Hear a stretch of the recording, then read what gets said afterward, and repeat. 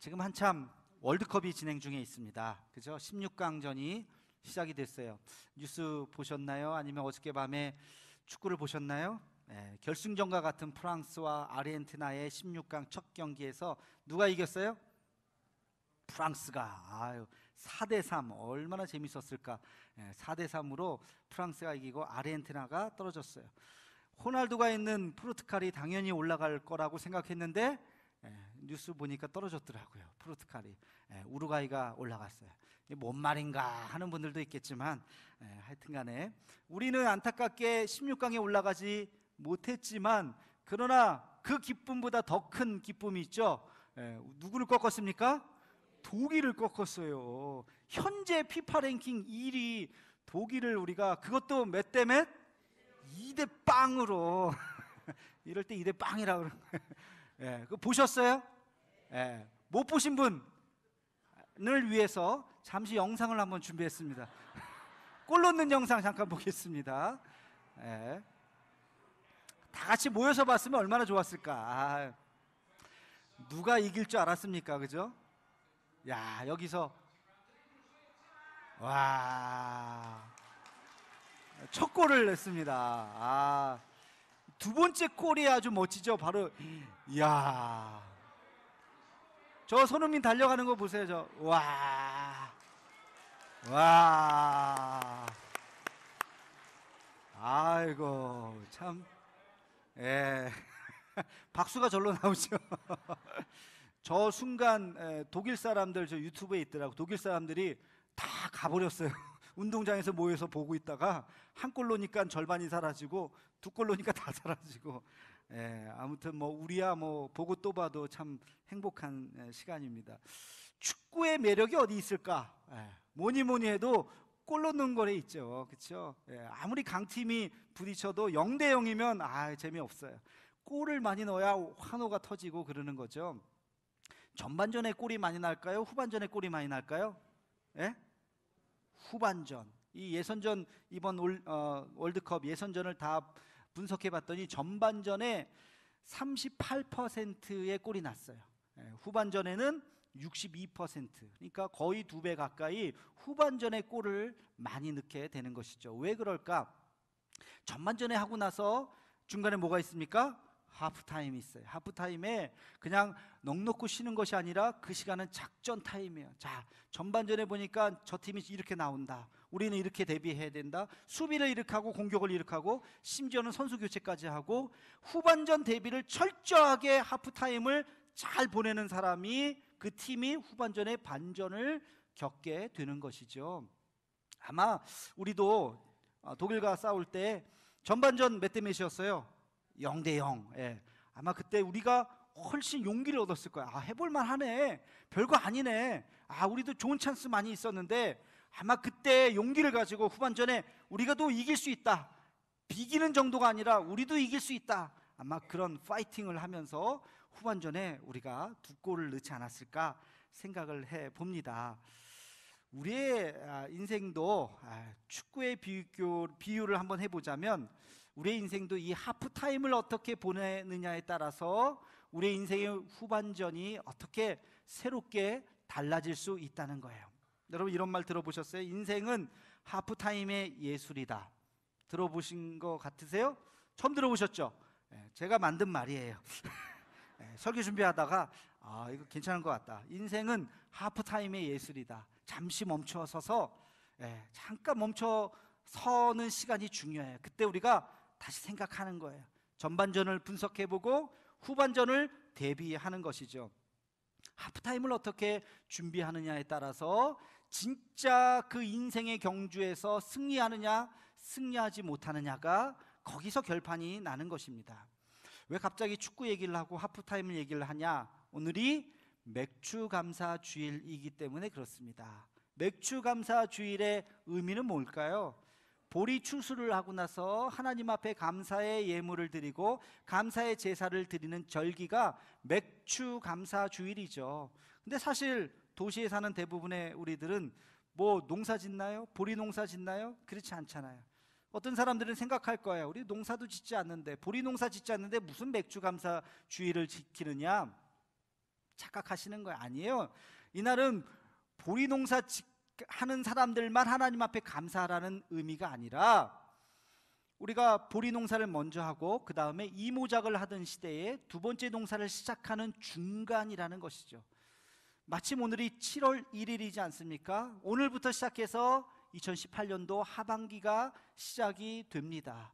우리의 삶을 놓고 났을 때 중간의 시간을 잠깐 멈추어 서서 전반전을 우리가 다시 한번 생각해 보고 그리고 후반전을 대비하는 그런 의미가 있는 시간이 바로 이 시간, 하프타임의 시간, 맥주 감사 주일의 의미가 바로 여기에 있는 것입니다.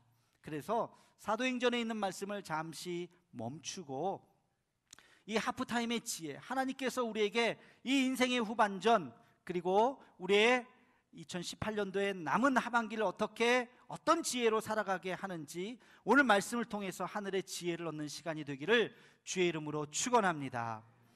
제가 말씀을 준비하면서 이 맥주감사주일에 어떤 말씀을 전해야 될까 고민을 하다가 떠오르는 기사가 있었어요.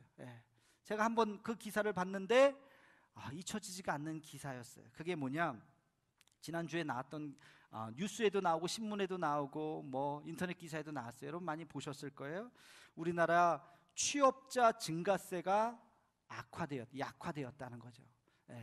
점점 매달 통계를 냅니다. 2010년 그 이전부터 계속 통계를 내는데 매달 통계를 내는데 취업자 수가 매달 30만 명 이상 계속해서 취업자가 있었는데 저기 보세요. 33.4만 명이에요.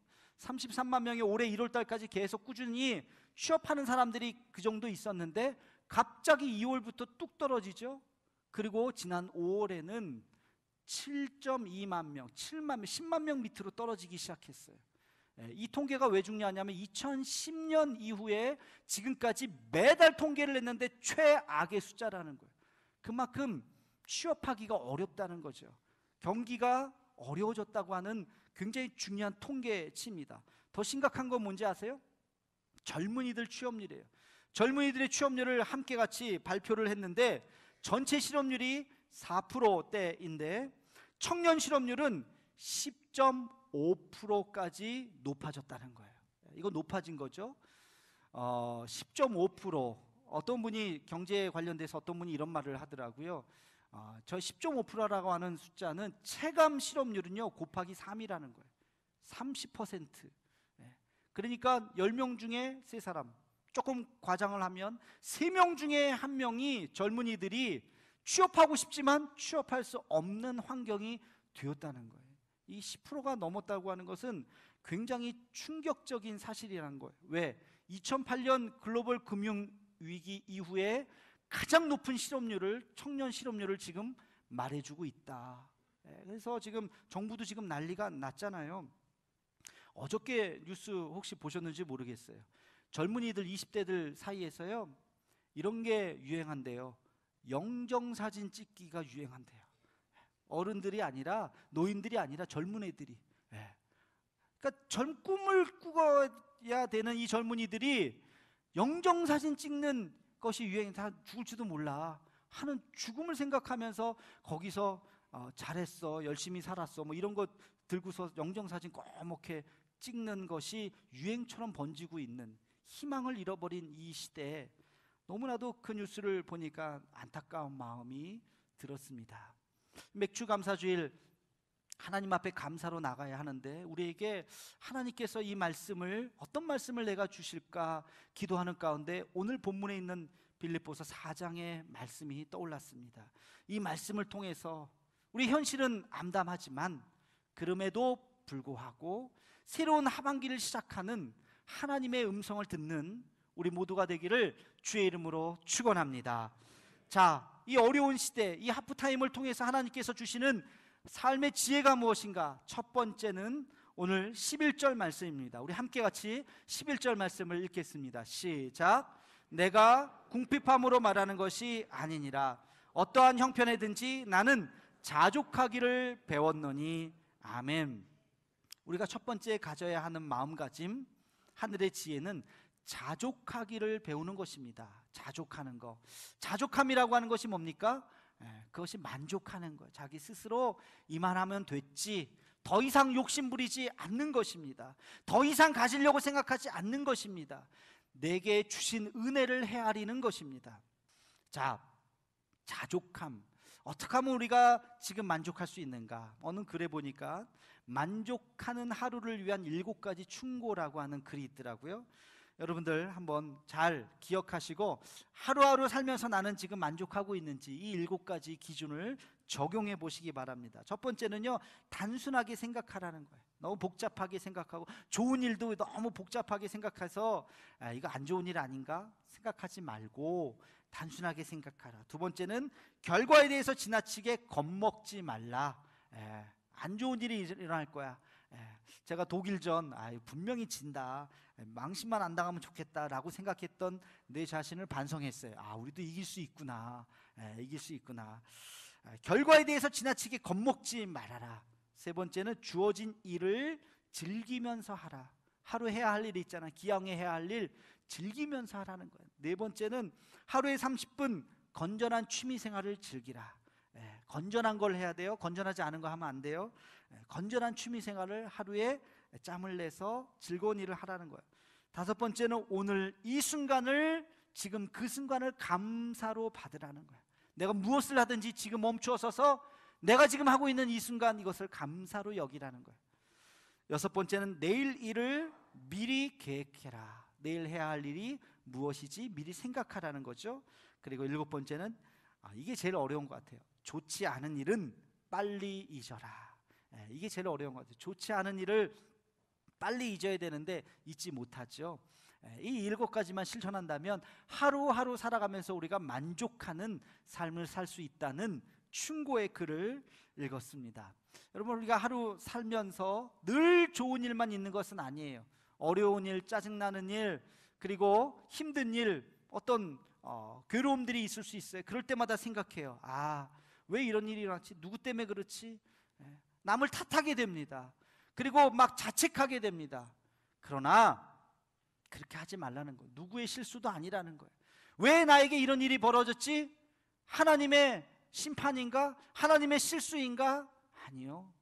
하나님의 더 큰 은혜라고 여러분 여기셔야 됩니다. 나의 이 아픔을, 나의 이 고통을 통해서 하나님께서 나에게 더 큰 은혜를 주실 거야 라고 하는 믿음을 가지시기 바랍니다. 우리가 오늘 이 자리에 있는 이유, 아무 의미 없이 이 자리에 있는 것이 아니에요. 하나님께서 아무 의미 없이 우리의 생명을 주신 것이 아닙니다. 하나님께서 우리를 통해서 놀라운 일을 행하시기 위해서 우리에게 생명을 주셨고 지금 이 자리에 있는 줄로 믿습니다. 우리는 실수로 태어난 것이 아니에요. 목적을 가지고 태어났습니다. 우리는 사랑받기 위해서 태어났고 사랑을 나누기 위해서 우리는 태어난 것입니다. 어거스틴이 이런 멋있는 이야기를 했어요. 인간은 높은 산과 바다의 거대한 파도와 굽이치는 강물과 광활한 태양과 무수히 반짝이는 별들을 보고 감탄하지만 정작 가장 감탄해야 할 자기 자신의 존재에 대해서는 전혀 감탄하지 않는다. 우리가 대자연을 보면서 우와 멋지네, 우와 멋지네, 이거를 보면서 감탄을 하면서, 그러나 정작 감탄해야 되는 것이 누구라고요? 나 자신. 여러분, 거울을 보면서 우와 그래야 돼요. 거울 보면서 우와 대단하네. 자, 우리 옆 사람 모시면서 다 함께 시작. 우와 대단하시네. 우리가 감탄해야 돼요. 우와. 어거스틴이 하는 말이라고요. 하나님이 우리를 만드셨다고요. 대자연보다도 훨씬 더 아름답게 우리를 만드셨다고요. 매일매일 거울 보면서 우와 멋지네. 괜찮죠? 멋지죠? 여러분, 멋있는 거예요. 우리 한번 따라해 봅시다. 이것도 감사합니다. 이만하면 충분합니다. 이 정도도 과분합니다. 이 세 말을 꼭 외우시기 바랍니다. 그래서 입버릇처럼 어떤 순간에 이것도 충분해요. 이게 뭐예요? 이거 갖고 뭐 어떡하란 말이에요? 이렇게 말하지 말라는 거. 불평하지 마요. 이 정도도 과분해요. 이 정도도 감사해요. 그렇게 살라는 거. 이게 하프타임의 첫 번째 지혜입니다. 우리 남은 하반기 살 때 우리의 입속에서 늘 감사합니다, 충분합니다, 괜찮습니다, 이런 말을 하면서 자족할 수 있는 우리 모두가 되기를 주의 이름으로 축원합니다. 하프타임의 두 번째 지혜는 12절에서 배울 수 있습니다. 우리 함께 같이 12절 말씀 읽겠습니다. 시작. 나는 비천에 처할 줄도 알고 풍부에 처할 줄도 알아. 모든 일 곧 배부름과 배고픔과 풍부와 궁핍에도 처할 줄 아는 일체의 비결을 배웠노라. 아멘. 이 두 번째 일체의 비결이 무엇일까? 이런 상황 저런 상황, 좋은 상황 좋지 않은 상황, 어떤 상황에서도 나는 잘 견딜 수 있는 마음을 가졌다. 여러분, 두 번째 기억해야 되는 것은 한결같은 마음입니다. 한결같은 마음, 흔들리지 않는 동일한 마음. 비천에 처했다고 비굴할 필요가 없어요. 또 좀 잘 나간다고 해서 교만해서도 안 됩니다. 똑같은 마음. 내 환경이 달라진다고 해서 내 자신이 달라지는 거 아니죠. 하나님이 나를 덜 사랑하는 거 아닙니다. 똑같습니다. 같은 마음으로 하나님을 섬길 수 있는, 동일한 믿음을 가질 수 있는 우리가 되기를 주의 이름으로 축원합니다. 결코 변하지 않아야 하는 세 가지의 상황이 있습니다. 여러분 잘 기억하시기 바랍니다. 첫 번째, 비천할 때나 존귀할 때나 변해서는 안 돼요. 여러분, 성경에 나오는 변한 사람이 한 사람이 있어요. 사울이라고 하는 최초의 왕, 이스라엘 최초의 왕 사울. 그가 왜 왕이 되었습니까? 그가 겸손했기 때문에, 아주 겸손했기 때문에 하나님 마음에 쏙 들었어요. 저렇게 겸손한 사람이 왕이 되어야 된다. 사무엘을 통해서 기름 붓고 왕으로 세웠어요. 근데 왕이 되자마자 그는 교만해졌어요. 권력을 갖기 시작하면서 교만해졌던 것입니다. 결국엔 하나님의 버림을 받았죠. 우리의 환경은 달라질 수 있어요. 더 잘 나갈 수도 있고 명예를 얻을 수도 있어요. 그러나 변해서는 안 돼요. 똑같은 마음을 가지셔야 됩니다. 두 번째, 환난이 오거나 복이 올 때 변해서는 안 됩니다. 어려움이 왔다고 해서 원망하거나 누구를 미워하거나 누구 탓이라고 생각해서는 안 된다는 거예요. 똑같이 여전히 하나님은 선하십니다. 여전히 하나님은 옳습니다. 여러분, 욥의 고백을 기억하지 않습니까? 주신 자도 여호와시요 취하신 자도 여호와시오니 오직 여호와의 이름이 찬송을 받으실지니이다. 아멘. 내게 주신 분도 하나님, 그래서 감사하고 내 것을 가져가신 분도 하나님이십니다. 그래도 괜찮습니다 하는 그 동일한 마음, 어떠한 상황에서든지 변하지 않는 믿음을 가지고 주님 앞에 나아가는 우리가 되기를 주의 이름으로 축원합니다. 그리고 세 번째, 어떤 상황이냐면 가난할 때와 부할 때 변해서는 안 돼요. 가난하다고 교회를 등한시해서는 안 되고, 돈 벌러 가야 된다고 등한시해서는 안 되고, 조금 잘 나간다고 주일날 골프 치러 다니면서 주일 성수 안 하면 안 돼요. 우리는 잠언 30장에 나오는 아굴의 기도를 기억할 필요가 있습니다. 아굴이 뭐라고 기도했습니까? 헛된 것과 거짓말을 내게서 멀리 하옵시며, 그 다음 말이 중요한 거예요. 나를, 함께 같이 볼까요? 나를 가난하게도 마옵시고 부하게도 마옵시고 오직 필요한 양식으로 나를 먹이시옵소서. 아멘. 아굴은 알았어요. 인생을 살고 보니까 너무 부유한 사람 하나님을 떠나더라는 거예요. 너무 가난한 사람 믿음이 변질된다는 거예요. 하나님, 나는 부하게도 마옵시고 가난하게도 마옵시고 그냥 필요한 양식으로 나를 채워주셔서 동일한 마음으로 내가 주님을 섬기게 해 주옵소서. 이 기도가 우리의 기도가 되기를 주의 이름으로 축원합니다. 여러분 혹시 큰 부자가 아니십니까? 감사하시기 바랍니다. 큰 부자가 아닌 것을 감사하시기 바랍니다. 하루 세 끼 먹는데 그래도 큰 어려움이 없으십니까? 감사하시기 바랍니다. 내가 굶지 않고 그래도 세 끼밥 먹을 수 있구나, 감사하는 거예요. 조금 부족한 것, 그 부족함 때문에 하나님 앞에 엎드릴 수 있는 것, 그것이 은혜인 줄로 믿습니다. 여러분, 그것이 은혜인 것입니다. 우리가 부족해서 하나님 앞에 간구할 수 있는 그 믿음, 동일한 믿음으로 가난할 때에나 부유할 때에나 교만해지지 않고 똑같은 마음으로 하나님 앞에 나아가는 것, 사도 바울이 그랬다는 것입니다. 우리에게 그 교훈을 주고 있습니다. 여러분, 살다 보면 잘 나갈 수도 있어요. 절대 교만해져서는 안 됩니다. 동일한 마음으로 엎드려야 하고, 그리고 살다 보면 힘들어질 때도 있어요. 그럴 때 원망하거나 불평하지 않고 동일한 마음으로 하나님 앞에 엎드려 기도할 때 하나님께서 우리에게 놀라운 은혜를 주실 줄로 믿습니다. 자, 하프타임의 마지막 세 번째 지혜는 13절에서 찾을 수 있습니다. 우리 함께 같이 13절 말씀을 읽겠습니다. 시작. 능력 주시는 자 안에서 내가 모든 것을 할 수 있느니라. 아멘. 우리가 잘 아는 말씀이죠. 또 많이 좋아하는 말씀이죠. 내게 능력 주시는 자 안에서 내가 모든 것을 할 수 있느니라. 여러분, 이 말씀에 무슨 의미가 담겨져 있습니까? 할 수 있다라고 하는 자신감, 할 수 있다라고 하는 이 자신감, 그 자신감을 잃지 말아야 된다는 거예요. 내가 할 수 있는 것이 아니라 누가 할 수 있어요? 내게 능력 주시는 자 안에서 하나님이 나와 함께 하실 때 내가 할 수 있습니다 하는 믿음을 우리 모두 가지시기를 주의 이름으로 축원합니다. 살다 보면 실수할 수 있어요. 실수 안 하는 사람이 어디 있습니까? 인간이 그 자체가 불완전한데 실수할 수도 있어요. 넘어질 수 있어요. 그러나 실패는 없습니다. 포기는 없습니다. 여러분, 시련은 있을 수 있어요. 어려움은 있을 수 있어요. 그러나 절망은 없는 것입니다. 목숨을 끊는 일은 있어서는 안 되는 것입니다.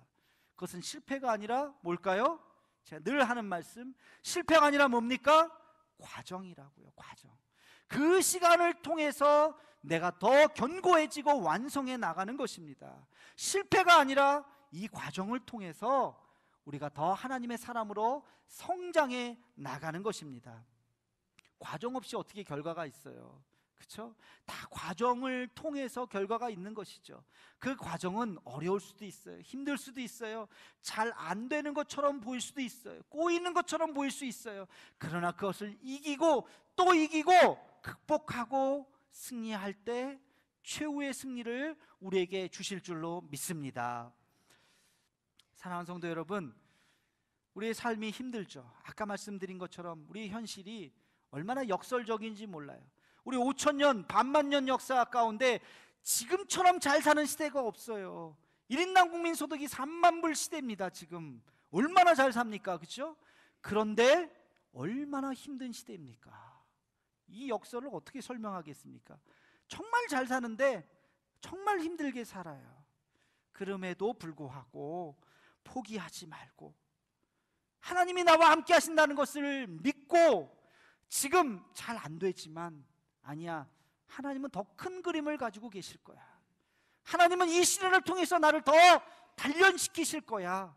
그 믿음 가지고 주님 앞에 엎드릴 수 있는 우리 모두가 되기를 주의 이름으로 축원합니다. 맥주감사주일 1년의 절반을 보내면서 잠시 하프타임의 시간을 가지면서 우리가 기억해야 할 세 가지를 여러분 잊지 마시기 바랍니다.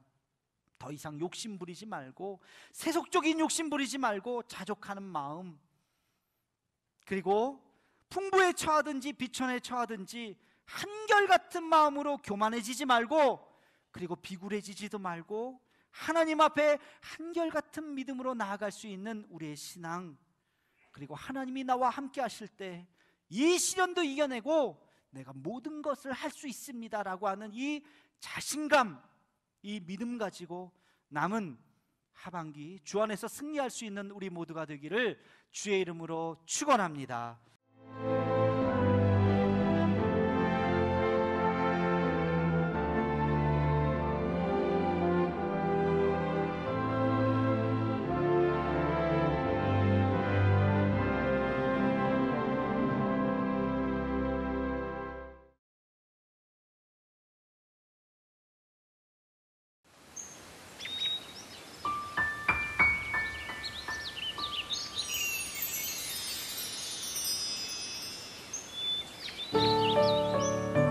생명을 살리는 방송 CBS TV